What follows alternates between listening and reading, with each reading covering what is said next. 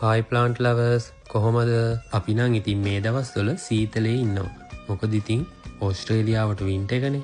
හරි එහෙනම් මේ පෙන්නන පැල ටික මොනවා කියලාද ඔයාලා හිතන්නේ? ඔයාලට මතකද මං ගිය අවුරුද්දේ අල හිටවල අල ගැලෙව්වා. ඔන්න ඕකෙන් පොඩි අල ටිකක් මං තියාගත්තා.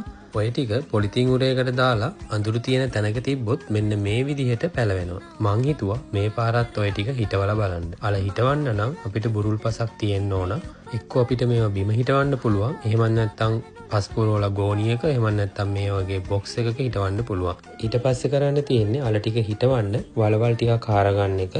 මතක තියාගන්න මේ වලවල් දෙකක් අතර පරතරය වැඩි වෙනවා නම් ගොඩක් හොඳයි. හැබැයි මට ඉඩ නැති හින්දා මං ළඟ තමයි හිටවන්නේ. අනිත් එක තමයි මේක හිටවද්දි ගොඩක් යටට හිටවන්න එපා.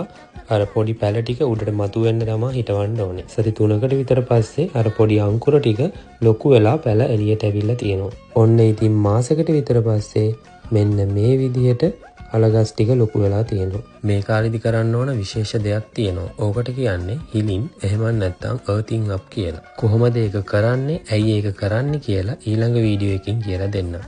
ගිහින් එන්නම්. bye.